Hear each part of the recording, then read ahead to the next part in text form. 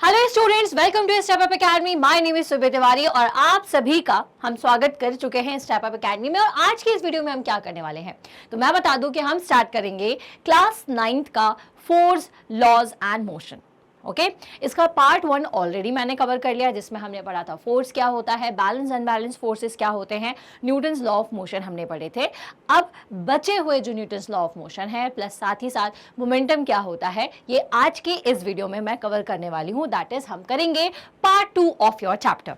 Okay तो यहाँ पे हम देखेंगे कि न्यूटन्स लॉ ऑफ मोशन में second law of motion and third law of motion क्या कहता है और इसके कौन कौन से एग्जाम्पल्स हैं, क्या क्या होते हैं, ये हम समझेंगे। लेकिन सबसे पहले जानते हैं मोमेंटम के बारे में।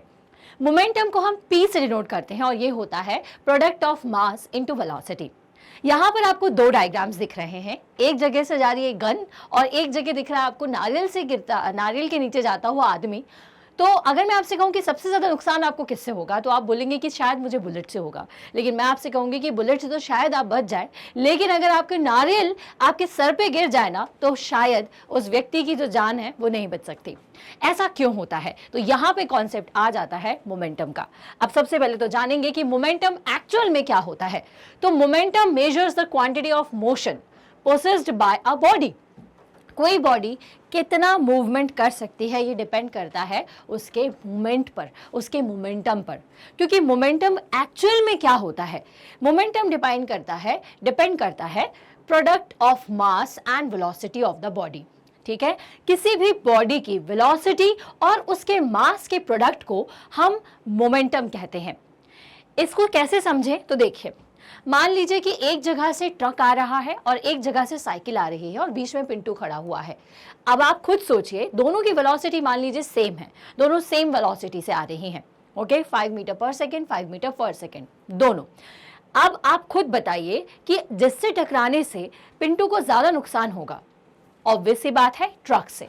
क्यों होगा, क्योंकि यहाँ पे उसके मोशन में मोमेंटम ज्यादा होगा। मोमेंटम क्यों ज्यादा होगा, क्योंकि बट ऑब्वियस उसका मास यहाँ पर ज्यादा है।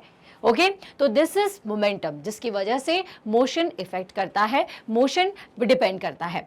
ठीक है, so besides magnitude momentum also has a direction.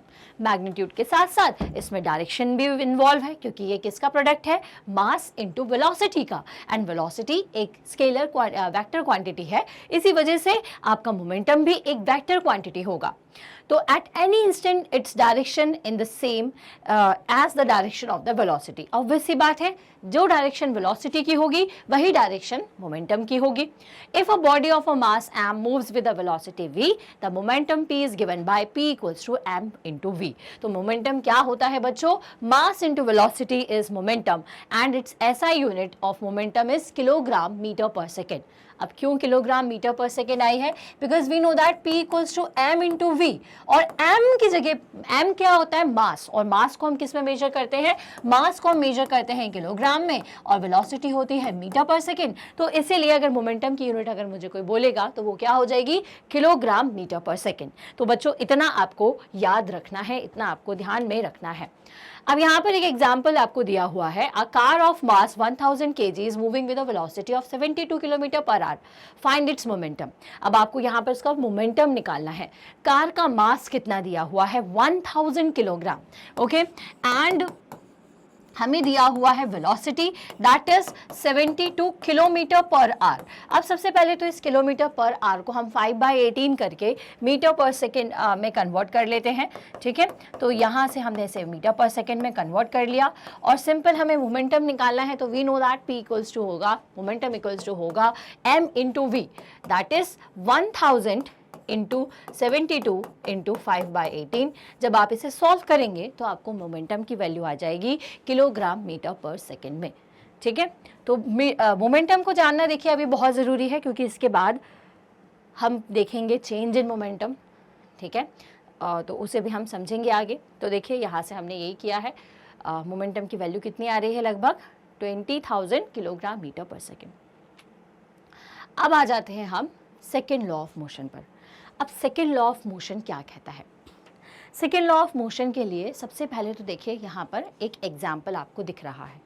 क्या एग्जाम्पल दिख रहा है, एक एथलीट जो दौड़ करके जाता है तो आपने देखा होगा कि वो एक सैंड पर अपने आप को काफ़ी लंबे जंप करने के बाद उससे फिसलते हुए जाता है, ठीक है। या कोई भी एथलीट हो, वो हमेशा जब भी कोई लॉन्ग जंप करते हैं तो वो ऐसा ही करते हैं, क्यों? ठीक है, तो इसका कारण छुपा हुआ है Newton second law of motion में। तो Newton second law of motion क्या कहता है? The second law of motion states that the rate of change of momentum of an object is directly proportional to the applied external force and take place in the direction in which external force act. क्या कहा हमने? Second law of motion क्या होता है? Rate of change of momentum. Momentum में change अगर आप करते हो तो इसका मतलब वो अप्लाइड फोर्स के डायरेक्टली प्रोपोर्शनल होता है। That is F is proportional to rate of change of momentum, ठीक है। और rate of change of momentum अगर मुझे निकालना है तो वो कैसे निकालेंगे, वो मैं अभी आपको समझाती हूँ। पहले इस स्टेटमेंट का मतलब समझिए। चेंज इन मोमेंटम से आप क्या समझते हो? या तो मैं मास में चेंज करूं या वेलोसिटी में चेंज करूं। मास कभी भी चेंज नहीं होता, किसी भी ऑब्जेक्ट का मास तो सेम रहेगा। जैसे ये जो रनर दौड़ते हुए आ रहा था, इसका जो भी मास होगा वो वही का वही कांस्टेंट रहेगा, ठीक है। लेकिन हमने यहाँ पे सैंड को रख दिया, दैट मीन्स कि मैंने क्या किया, उसकी वेलोसिटी को यहाँ से डिक्रीज कर दिया। तो यहाँ पे मोमेंटम में क्या हुआ, पहले कुछ और था अब कुछ और है, ठीक है। तो जिसकी वजह से अगर ये डायरेक्ट कहीं पे जंप करता बिना सैंड के तो उसको ज़्यादा चोट लगती, क्योंकि मोमेंटम क्या होता है, rate of change of momentum is directly proportional to applied force, ठीक है। फोर्स के डायरेक्टली प्रोपोर्शनल होता है। तो अगर मैं मोमेंटम को कम कर दूंगी तो बॉडी पर लगने वाला फोर्स भी कम हो जाएगा और इस तरह से जो एथलीट है उसे थोड़ी कम चोट लगेगी। हालांकि उन्हें कम नहीं लगती, क्योंकि वो इस तरह से जंप करते हैं कि वो अपना टाइम इंक्रीज कर दें, ठीक है। टाइम इंक्रीज करेंगे तो मोमेंटम चेंज हो जाएगा, वो चेंज हुआ तो फोर्स की जो वैल्यू उनको इफेक्ट करेगी वो भी कम हो जाएगी, ठीक है। तो the second law of motion states that the rate of change of momentum of object is directly proportional to the applied external force and take place in the direction in which external force applied। अब यहाँ पे कुछ applications हैं। जैसे आपने कई बार देखा होगा कि जब भी क्रिकेट के मैदान में कोई भी कैच आता है तो बॉलर अगर उसे डायरेक्टली कैच करेगा तो क्या होगा, उसे बहुत तेज़ी से लग जाएगा। वही अगर वो इस तरह से कैच करेगा तो क्या होगा, ये टाइम इंक्रीज कर देगा। टाइम इंक्रीज करने से क्या होगा, बैकवर्ड डायरेक्शन में ये इसको लेकर के जाएगा तो फोर्स की वैल्यू जो है वो थोड़ी कम हो जाएगी और हाथों पर उतना ज़्यादा इफेक्ट भी नहीं पड़ेगा। तो a cricket player moves his hand backward while catching a fast cricket ball. क्यों करता है, क्योंकि भाई हमने यहाँ पर क्या बढ़ा दिया है, यहाँ पर हमने टाइम इंक्रीज कर दिया है, ठीक है। During athlete meet, athlete doing high jump and long jump land on a foam or a heap of sand decreases the force on the body and landing is comfortable। तो force को decrease कर रहे हैं, कैसे कर रहे हैं, time को एक्सटेंड करके। टाइम को एक्सटेंड क्यों करना पड़ रहा है, क्योंकि अभी हम यहाँ पर देखेंगे चेंज इन मोमेंटम। तो if a body of mass m moving at initial velocity u accelerate uniformly with an acceleration of time t so that its final velocity will be b। मान लिया कि एक बॉडी है जिसका initial velocity u है और final velocity v है, ठीक है। अब मास तो हमेशा सेम रहेगा, तो जब इनिशियल वेलोसिटी थी तब मोमेंटम क्या होगा, p1 equals to m into u, और जब फाइनल मोमेंटम होगा वो कितना होगा, p2 equals to m into v. तो चेंज इन मोमेंटम अगर मुझे निकालना है तो कैसे निकालेंगे, फाइनल माइनस इनिशियल, तो final value is p2 minus p1, तो mv माइनस mu हम यहाँ से करेंगे। अब सेकंड लॉ ऑफ मोशन क्या कहता है कि force is directly proportional to change in momentum with respect to time, ठीक है। टाइम के रिस्पेक्ट में चेंज इन मोमेंटम किसके बराबर होता है, फोर्स के बराबर होता है। तो यहाँ से चेंज इन मोमेंटम को हम क्या लिखेंगे, mv माइनस u, टाइम की जगह t लिख देंगे तो ये आपको क्या वैल्यू देगा, f is proportional to v minus you by t, और v minus you by t क्या होता है, एक्सेलरेशन, ठीक है। Rate of change of velocity with time is acceleration, तो v minus you by t की जगह मैं एक्सेलरेशन लिख सकती हूँ। तो f is proportional to ma और f equals to k ma हो जाएगा। यहाँ पर k क्या होता है, एक कांस्टेंट होता है। तो f इक्वल्स टू ma जो है ये होता है आपका सेकेंड लॉ ऑफ मोशन। अब देखिए इस इक्वेशन से अगर आप सारे एग्जाम्पल्स को फिर से कोरिलेट करोगे तो आपको सब समझ में आएगा कि अगर हम टाइम को बढ़ाते हैं तो फोर्स की वैल्यू क्या हो जाएगी, कम हो जाएगी। तो जब रनर दौड़ करके आता है और अपना गिरने का टाइम एक्सटेंड करता जाता है तो इससे क्या होगा, फोर्स की वैल्यू कम हो जाएगी। जब बॉलर कैच लेता है तो डायरेक्ट कैच लेगा तो हार्ड ज़्यादा लगेगा उसे हाथों में, लेकिन अगर वहीं वो टाइम इंक्रीज कर दे इस तरह से तो क्या होगा, इस तरह से टाइम इंक्रीज करने से फोर्स की वैल्यू जो है वो कम हो जाती है। तो force equals to m into a is your second law of motion which is very very important. Here k is constant जिसको हम निगलेक्ट भी कर सकते हैं। ओके कैसे हमने ये निकाला, तो एक बार और बच्चों देख लो कि हम जानते हैं किसी भी बॉडी का इनिशियल मोमेंटम क्या होगा, तो pa1 equals to m into u. m into u मतलब क्या, mass into initial velocity. Mass तो हमेशा सेम रहेगा इसलिए m यहाँ पर भी है, m यहाँ पर भी है। जब उसका फाइनल मोमेंटम हम निकालेंगे तो m इंटू वी करेंगे। चेंज इन मोमेंटम क्या हो जाएगा, final minus initial, that is p2 minus p1। तो mv माइनस mu यहाँ से आपने किया, m को कॉमन लेंगे तो यहाँ से mvu आपके पास चेंज इन मोमेंटम आया। अब हम सेकेंड लॉ ऑफ मोशन से जानते थे कि force is directly proportional to rate of change of momentum with time. तो हमने यहाँ पर change of momentum v minus you by t किया। v minus you by t जो होता है वो एक्सेलरेशन होता है, तो f is directly proportional to m into a, जिसको हम क्या कहते हैं, f equals to k m a which is your second law of motion. ठीक है, the quantity k is constant of proportionality. ठीक है, अब जैसे मैंने आपको बताया, अब 1 unit of force is defined as the amount that produces an acceleration of 1 metre per second in an object of 1 kg mass. ठीक है, मतलब यहीं से अगर मुझे समझ में आए तो हम अगर 1 यूनिट अगर मुझे फोर्स निकालना है तो वो इक्वल्स टू कितना हो जाएगा, 1 kg into 1 metre per second square acceleration के, और kg metre per second square को हम क्या लिखते हैं, न्यूटन्स लिखते हैं। तो thus the force can be written as F equals to ma। The SI unit of force is newton which is denoted by the symbol N and it is equivalent to kg mass per second. ठीक है, तो Newton क्या होता है, kg mass per second square होता है। ठीक है, सो आगे चलेंगे, Newton's law of mathematical expression of second law. तो हम इसको मैथमेटिकली तो देख ही चुके हैं एक बार। अब आ जाते हैं, from this equation if f is 0 and v equals to u for any value of time, this means that the absence of external force, the object will continue moving with uniform velocity u through the time t, and if u is 0 then v will also be 0, that is object will remain at rest। Obvious सी बात है कि अगर हमारे पास f की value 0 आई है तो v और u बराबर हो जाएंगे, दैट मीन्स कि ये एक कांस्टेंट वेलोसिटी के साथ चलने वाली आपका ऑब्जेक्ट हो जाएगा। ठीक है ना, चलिए अब एक एग्जांपल है जो कि आपको इन क्वेश्चन से रिलेटेड सॉल्व करना है, तो हम उसे सबसे पहले देख लेते हैं। Force act on an object of mass 4 kg changes its velocity from 10 meter per second to 20 meter per second in 5 seconds. Find the magnitude of force. अब यहाँ पर आपको क्या निकालना है बच्चों, सिंपल क्वेश्चन में। अब यहाँ से तो हमने अभी भी डेरिवेशन सॉल्व किया, इसलिए हमें बहुत अच्छे से पता है कि यहाँ पे क्या फॉर्मूला लगना है। लेकिन जब बात आती है कि जब आपको सब बहुत सारा आपने पढ़ा हुआ है और इस तरह से कोई क्वेश्चन आपके सामने है तो उसको कैसे सॉल्व करें, तो बहुत ईजी तरीका है। सबसे पहले तो आपको क्या निकालना है, फोर्स निकालना है। अब आप जानते हो कि फोर्स का एक फॉर्मूला आपको पता है, m इंटू ए। ठीक है, अब यहाँ पे m क्या है, m is mass and a is acceleration. अब लेकिन एक्सेलरेशन की कोई मुझे वैल्यू यहाँ पर नहीं दी हुई, लेकिन क्या क्या दिया हुआ है मैं वो लिख लेती हूँ। m दिया हुआ है 4 kg।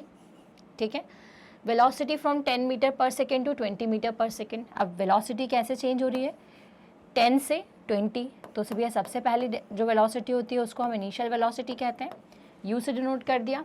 सेकेंड हो जाएगा v equals to 20 metre per second, और टाइम की जगह पर क्या लिख देंगे आप, 5 सेकेंड्स। क्लियर है। नाउ मुझे एक्सेलरेशन निकालना है, तो f इक्वल्स टू ma में बस मुझे a की कमी थी। a कैसे निकाल सकते हैं, v minus you by T से हम a निकाल लेंगे। v की वैल्यू कितनी दी हुई है, 20 minus 10 divided by 5, that is 10 by 5, कितना आ जाएगा ये, 2 मीटर पर सेकेंड स्क्वायर। ये हो गया आपका एक्सेलरेशन। ठीक है, और यहाँ से हम फोर्स की वैल्यू निकालेंगे। फोर्स इक्वल्स टू क्या होगा, m into a. m is 4 and this is 2, that is 8 kg metre per second square, या फिर हम इसे 8 न्यूटन फोर्स की वैल्यू निकाल लेंगे। ठीक है, तो ये हो गया आपका मैग्नीट्यूड ऑफ फोर्स। काफ़ी आसान क्वेश्चन था, आप इसे देख लें, समझ लिया होगा। आई होप आप सभी ने, और आपको ये समझ में भी आ रहा होगा। ठीक है, चलिए अब आगे चलेंगे नेक्स्ट क्वेश्चन की तरफ। अ force of 50 Newton act on a stationary body of mass 10 kg for 2 second. A force of 50 Newton, force कितना दिया हुआ है आपको? 50 न्यूटन। देखो कुछ समझ में ना आए तो सबसे पहले क्या करूँ, जो भी चीज़ें दी हुई हैं वो सब लिख लो। मास दिया हुआ है, कितना दिया हुआ है आपको? m दिया हुआ है 10 kg, ठीक है, और टाइम दिया हुआ है 2 second. Find the acceleration produced in the body and velocity attained by it. अब आपको एक्सेलरेशन निकालना है एंड वेलोसिटी निकालना है। A force of 50 newton acts on a stationary body of mass. अब स्टेशनरी बॉडी थी, ठीक है, इसका मतलब एक चीज़ तो क्लियर है कि यहाँ पर इनिशियली जो बॉडी की वैल्यू है, वो जो u की वैल्यू है, वो हमें क्या लिखनी पड़ेगी? 0 लिखनी पड़ेगी, क्योंकि बॉडी कैसी थी? स्टेशनरी थी। Find the acceleration produce in the body. अब आपको एक्सेलरेशन की वैल्यू निकालनी है, ठीक है, और v की वैल्यू निकालना है कि v की वैल्यू क्या है। ठीक है, अब यहाँ से हम एक्सेलरेशन तो बहुत इजीली निकाल सकते हैं, क्योंकि हमारे पास एक फॉर्मूला है F equals to m into a, मतलब कि 50 इक्वल्स टू 10 इंटू ए से अगर मैं यहाँ से निकालूँ तो 5 जो है मेरे पास acceleration 5 metre per second square जो है, ये मुझे एक्सेलरेशन की वैल्यू मिल गई। ठीक है, अब मुझे पता है कि एक्सेलरेशन इक्वल्स टू क्या होता है? v minus you by t होता है। अब एक्सेलरेशन की वैल्यू आई है 5, ओके, v की वैल्यू कितनी दी हुई है? v की वैल्यू हमें नहीं पता है, u की वैल्यू हम 0 पुट कर देंगे, और t की वैल्यू कितनी दी हुई है? 2 सेकेंड्स दी हुई है, तो 10 metre per second will be your velocity, है ना। काफ़ी इजी क्वेश्चन है, सॉल्व हो गया होगा, आई थिंक समझ में भी आ गया होगा कि हमने कैसे सारे क्वेश्चंस को सॉल्व किया है। देखिए यहाँ पर स्टेशनरी बॉडी थी, मतलब रुकी हुई बॉडी थी, जिस पर फोर्स लगाने के बाद उसने क्या वेलोसिटी अटेन करी, क्या एक्सेलरेशन रहा उसका, ये हमें बताना था। तो हमने यहाँ से इसे बता दिया। एक बार आप चाहें तो इसका स्क्रीनशॉट भी ले सकते हैं।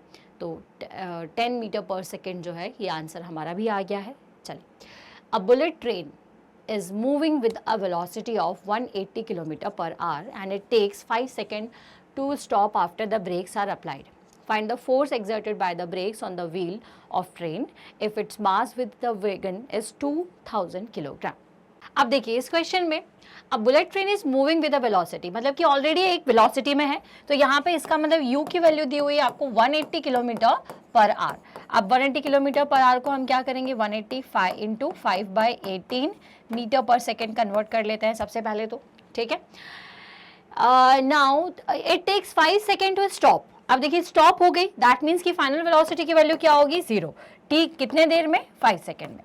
ठीक है, now find the force exerted by the brakes on the wheel of a train if its mass with wagon is 2000 kg। अब यहाँ पर आपको क्या निकालना है? फोर्स की वैल्यू निकालना है। बहुत ही आसान सा क्वेश्चन है। तो सबसे पहले तो हम एक्सेलरेशन की वैल्यू निकाल लेंगे। अब देखिए एक्सेलरेशन की वैल्यू निकालेंगे तो वो क्या वैल्यू आएगी? We know that a equals to minus v by u, v minus you by t होता है। अब v की वैल्यू कितनी दी हुई है? 0। u की वैल्यू आपको कितनी दी हुई है? आप यहाँ से इसको सॉल्व करेंगे तो 50 आएगी, और t इज 5, है ना। तो यहाँ से a की वैल्यू कितनी आ गई? -10 मीटर पर सेकेंड स्क्वायर। तो ये हो गया आपका एक्सेलरेशन, और एक्सेलरेशन की वैल्यू नेगेटिव आ रही है तो बिल्कुल सही आ रही है, क्योंकि हमने ब्रेक अप्लाई किया है, अपोजिट फोर्स लगाया हुआ है, अपोजिट रिटार्डेशन इसमें अप्लाई किया है, और रिटार्डेशन नेगेटिव ही होता है। अब हमें यहाँ से फोर्स निकालना है, तो फोर्स की वैल्यू निकालने के लिए तो बहुत ही आसान है। F इक्वल्स टू m कितना दिया हुआ है? 2000 किलोग्राम, तो m इंटू ए कर दीजिए फटाफट से, तो -10 metre per second square, that is 20,000 Newton जो है यह आपका टोटल फोर्स अप्लाई हो रहा है, ताकि हम क्या कर सकें? गाड़ी, आपकी जो बड़ी सी ट्रेन है, उसे रोक सकें। ठीक है, तो चलिए इस क्वेश्चन को आप सब समझ ही गए होंगे, बहुत अच्छा क्वेश्चन था। आगे चलेंगे। A force of 6 newton gives a mass m1 and acceleration of 80 metre per second square. अब यहाँ पर आपने एक फोर्स लगाया किसी एक मास पर, 6 न्यूटन का फोर्स लगाया किस पर? आपने m मास पर, जिससे उसका जो एक्सेलरेशन आया आपका वो कितना आया है? 8 metre per second square, and a mass m2 and acceleration of 24 metre per second square. और यही 6 न्यूटन आपने किस में दिया? m2 पर दिया तो जो एक्सेलरेशन की वैल्यू आ रही है वो आ रही है 24 metre per second square. What acceleration would it give if both the masses were tie together. अब अगर मैंने क्या किया, दोनों ही मासेस को टाई कर दिया, तो इस केस में मुझे कितना एक्सेलरेशन मिलेगा ये मुझे यहाँ से निकाल के बताना है। तो सबसे पहले तो मैं क्या करूँ कि इन दोनों मासेस की वैल्यू निकाल लूँ। कैसे निकालूंगी, अब भाई मुझे फोर्स की वैल्यू पता है, F इक्वल्स टू ma वाला ये जो फॉर्मूला है इसकी मदद से हम मास निकाल लेंगे। तो m1 की वैल्यू जो है वो आ जाएगी F1 is 6 Newton and acceleration is 18, तो 6/18, ठीक है। एंड m2 की जो वैल्यू आएगी वो आएगी आपकी 6/24, है ना। तो अब मुझे क्या निकालना है कि दोनों मासेस को अगर मैं what acceleration would it give if both the masses were tie together. अब दोनों मासेस को हमने एक साथ में कर दिया और अगर फोर्स उतना ही लग रहा है तो फिर हम क्या करेंगे। तो देखिए बच्चों यहाँ से बहुत आसान है, m1 प्लस आप m2 कर दीजिए, दैट इज 6/18, आप इसे लिख लीजिए 1/3 प्लस 6/24 1/4, ठीक है। तो 1/12 और ये हो जाएगा आपका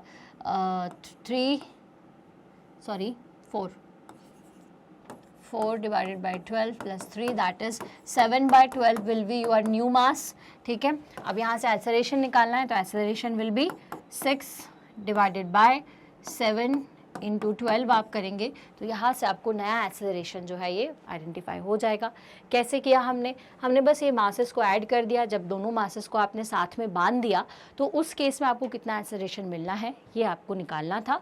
तो यहाँ से इसको हम निकाल सकते हैं, एक बार आप इसको देख लीजिए। तो हमने जब दोनों मासेस को किया तो देखिए मास की वैल्यू कितनी आ रही है, 7/12 आ रही है। एक्सेलरेशन की वैल्यू कैसे निकाली है, तो हमें पता है कि फोर्स तो 6 न्यूटन का ही है और एक्सेलरेशन हमें निकालना था, तो फोर्स डिवाइडेड बाय मास हमने कर दिया। मास हमारा नया 7/12 है। जब आप इसे सॉल्व करेंगे तो 10.28 मीटर पर सेकेंड स्क्वायर जो है, जब आप दोनों मासेस को टाई करोगे तो उतना एक्सेलरेशन इतने फोर्स पर आपको मिलेगा। Now next question, the velocity time graph of a ball of mass 30 gram moving along a straight line on a long table is given below. How much force does the table exert on the ball to bring it to rest? हमें इसे rest पर लेकर के आना है, that means कि हमारी final velocity will be 0, ठीक है। अब देखिए इनिशियल वेलोसिटी कितनी है, 30 दी हुई है। अब यहाँ पर आपको क्या निकालना है, फोर्स की वैल्यू निकालना है। बहुत अच्छा सा क्वेश्चन है। इनिशियल वेलोसिटी इज 30, देखिए यहाँ से समझ में आ रही है। अब आप जब इसे रेस्ट पर लेकर आओगे, मतलब कि v की वैल्यू 0 रखना है, टाइम कितना लगेगा, तो 6 सेकेंड्स लगेंगे। यहाँ से हमें टाइम की वैल्यू दिख ही रही है। कैसे दिख रही है, तो देखिए बहुत ध्यान से, यहाँ पे आपको वेलोसिटी टाइम ग्राफ दिया हुआ है। दैट मीन्स कि कोई गाड़ी या जो भी चीज़ का एक जिसमें बॉल का मास था उसकी इनिशियल वेलोसिटी थी 30, है ना। 6 सेकेंड बाद वो देखिए वापस से 0 हो रही है, मतलब कि 6 सेकेंड बाद उस पर ऐसा ब्रेक लगा होगा कि वो रुक गई। तो ये 6 सेकेंड के बाद u की वैल्यू कितनी हो, आपकी v की वैल्यू कितनी हो जाएगी, 0 हो जाएगी। और ये किसकी वैल्यू है, u की वैल्यू है। और यहाँ से टाइम कितना दिया हुआ है आपको, 6 सेकेंड्स, है ना। और फोर्स निकालना है, तो v minus you by T से आप a की वैल्यू निकाल लीजिए। मास आपको 30 ग्राम दिया हुआ है, ठीक है। 30 ग्राम को हम किलोग्राम में चेंज कर लेंगे। 30 डिवाइड बाय 1000 इंटू 0.05 एक्सेलरेशन की वैल्यू, और यहाँ से आपको फोर्स की वैल्यू फाइंड आउट हो जाएगी, है ना। चलिए, तो ये क्वेश्चन के बाद अब आ जाते हैं हम इम्पल्स पर। अब इम्पल्स क्या होता है, इम्पैक्ट ऑफ फोर्स, ठीक है। क्या इम्पैक्ट किसी बॉडी पर फोर्स का लग रहा है कि उसे हम कहते हैं इम्पल्स, ठीक है। जैसे मैंने बॉल को उछाला, मैं एक छोटे बच्चे ने उछाला, एक बड़े आदमी ने उछाला, ठीक है। हम सब की बॉल जो अलग अलग ऊंचाई तक जाएगी, वो क्यों जाएगी, क्योंकि सब पर उस बॉल पर जो कि सेम मास की है उस पर अलग अलग फोर्स लग रहा है। तो impact of force is impulse.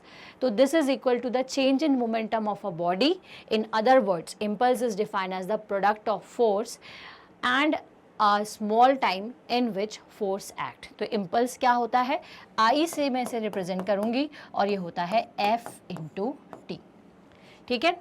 मैं कितने ऊपर तक उछाल रही हूँ, कितने ऊपर जाकर के वो आ रही है, या दूसरा कितना तेज़ी से कर रहा है, इस सब पर डिपेंड क्या करेगा, टाइम पर डिपेंड करेगा। ठीक है, कितने टाइम के लिए वो ऊपर करके नीचे आ रही है, जितना ऊपर से नीचे आएगी उतनी उसकी क्या हो जाएगी, वेलोसिटी बढ़ेगी। वेलोसिटी में चेंजेस आएंगे, दैट मीन्स कि मोमेंटम में चेंज आएगा। ठीक है, तो this is equal to the change in momentum of a body.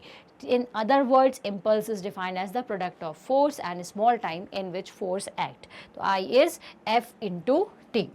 ठीक है, या फिर हम इसे क्या लिख सकते हैं, मोमेंटम, चेंज इन मोमेंटम भी हम इसे लिख सकते हैं, P2 माइनस P1। कोई बॉडी इनिशियली किस वेलोसिटी पर थी, आपने उस पर फोर्स लगाया तो वो किस वेलोसिटी पर आ गई, तो यही क्या कहलाएगा आपका चेंज इन मोमेंटम, और which is also equals to impulse. ठीक है, तो इम्पल्स क्या होता है बच्चों, सेकेंड लॉ ऑफ मोशन से अगर हम निकालेंगे यहाँ से, तो F into T is impulse. जैसे सेकेंड लॉ क्या कहता है आपको, F equals to M A, हम वापस से ए की जगह v minus you by T लिख देते हैं, लिख दिया हमने, M V minus M U by T यहाँ पर हमने किया, तो एफ टी इधर आ जाएगा, F T equals to M V minus M U. F T की जगह मैं क्या लिख सकती हूँ, इम्पल्स लिख सकती हूँ एफ टी को, क्योंकि impulse is force into small time, तो F into T is I equals to M V minus M U, मतलब कि P2 माइनस P1।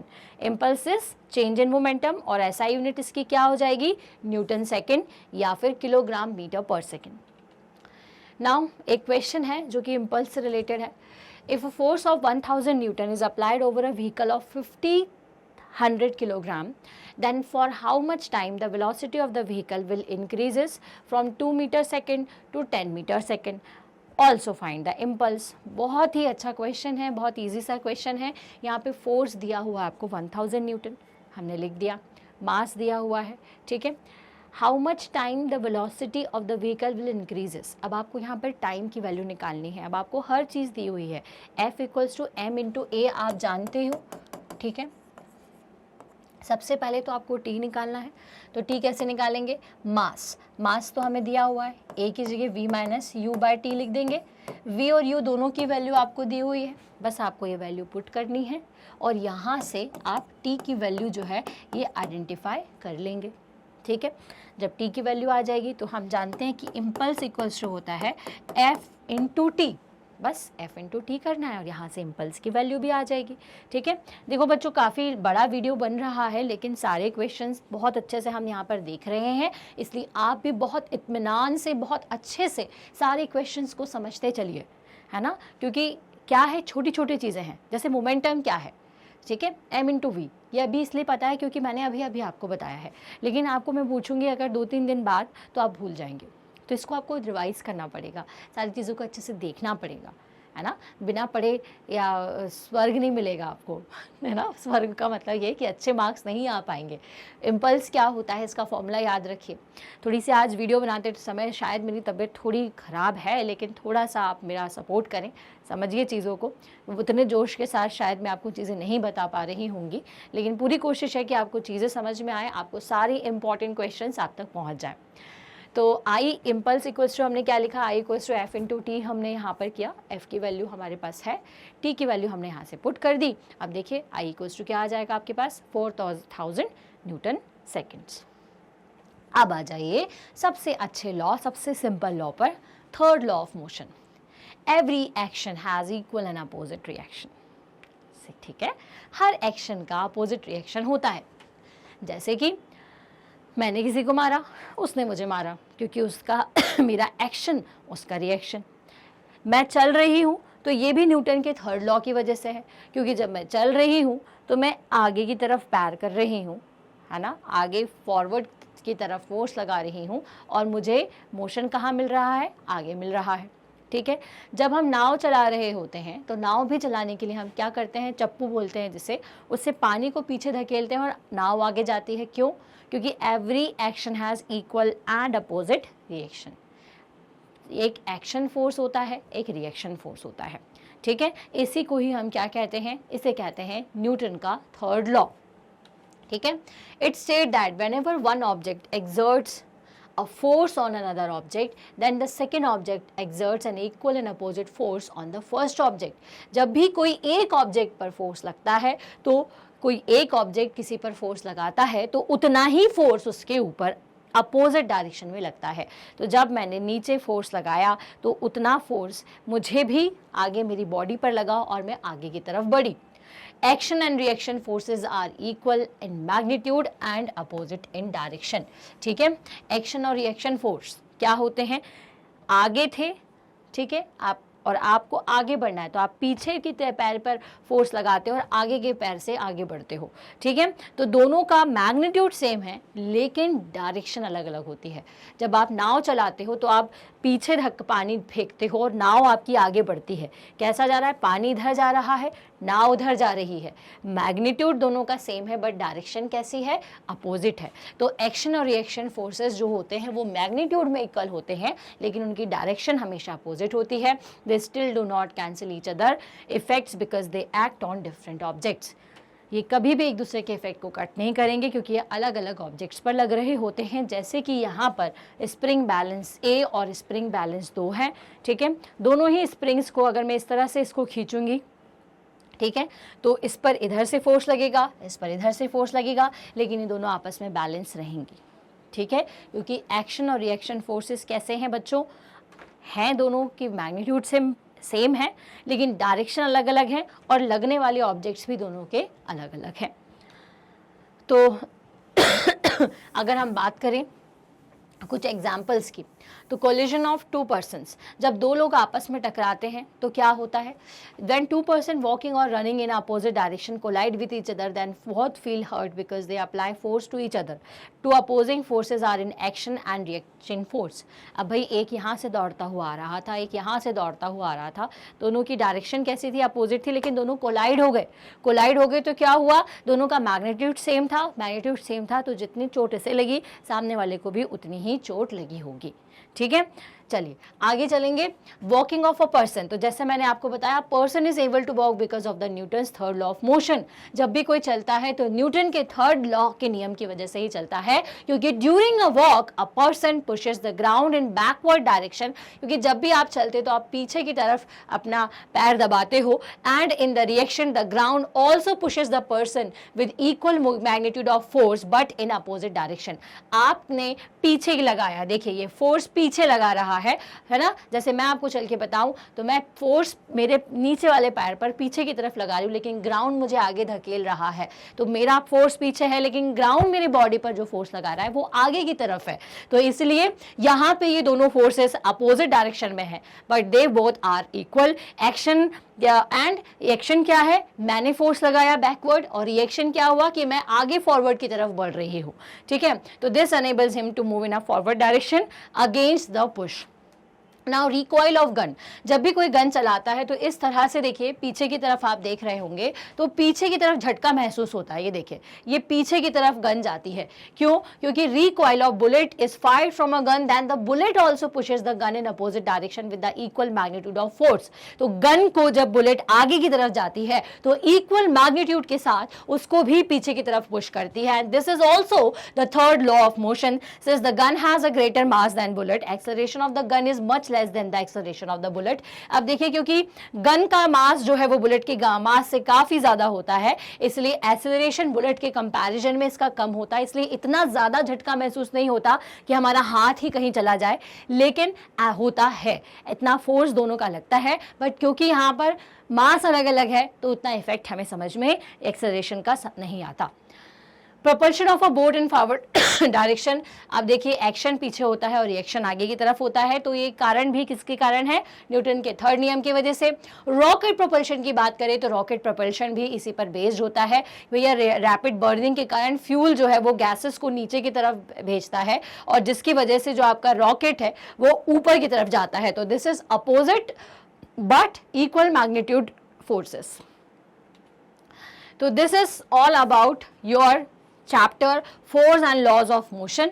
यहाँ पर हमने ये जान लिया कि भैया फोर्स क्या होता है, उसके न्यूटन ने जितने भी फर्स्ट सेकंड थर्ड लॉ दिए हैं, इनर्शिया क्या है, मोमेंटम क्या है, इम्पल्स क्या है, इन सारी चीज़ों को हमने जाना और ये भी देखा कि कैसे कैसे क्वेश्चंस हमें सॉल्व करने हैं। लेकिन अभी भी एनसीईआरटी के बीच में इन टेक्स्ट क्वेश्चंस दिए हुए हैं जो कि मुझे अभी आपको सॉल्व करवाना बाकी है, और साथ ही साथ एनसीईआरटी सॉल्यूशन तो वो कब मिलेगा, जस्ट इस वीडियो के बाद मिल जाएगा, तो उसे देखना मत भूलिएगा। आई होप ये जो पूरे क्वेश्चंस आंसर क्वेश्चंस हैं, ये जो पूरा चैप्टर है आपको समझ में आया होगा।